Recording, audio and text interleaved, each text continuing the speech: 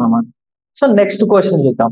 A train 540 meter long is running with a speed of 72 kilometers per hour. What time will it pass a tunnel of 160 meters long అని అడిగాడు.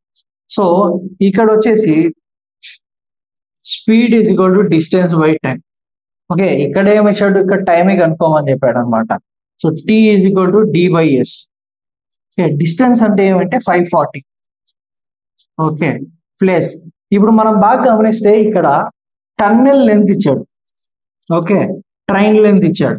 So ఇలా tunnel ఇచ్చి station యొక్క platform length ఇచ్చి okay అలా ఇస్తే 2 values ని add చేయాలన్నమాట.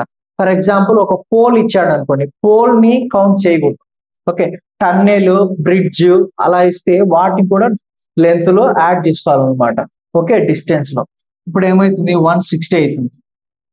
ఓకే, ఇక్కడ వచ్చేసి కిలోమీటర్స్ పర్ అవర్ లో ఇచ్చాడు, ఇక్కడ మీటర్స్ ఇచ్చాడు కాబట్టి మనం మీటర్స్ పర్ సెకండ్స్ లో కన్వర్ట్ చేద్దాం. 5/18, 18 1 18 4. ఓకే, 700/20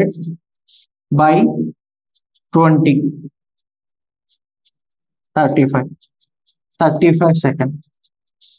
ఓకే, సో మీరు ఫస్ట్ వచ్చేసి ఈ స్పీడ్ ఫార్ములా గుర్తుండి ఈ మినిట్స్ నుండి హవర్స్ నుండి మినిట్స్ కి సెకండ్స్ కి కన్వర్ట్ చేసుకోవడం మీకు తెలిస్తే ఈజీగా సాల్వ్ చేయొచ్చు అనమాట.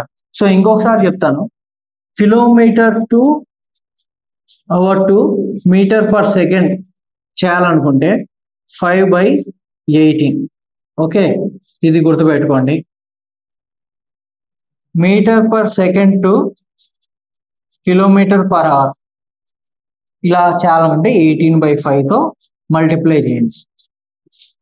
ఓకే, చేసి మనకి ఇక్కడ అప్లై చేస్తే మనకి కావాల్సిన వాల్యూ వచ్చేసి వస్తాయి అన్నమాట.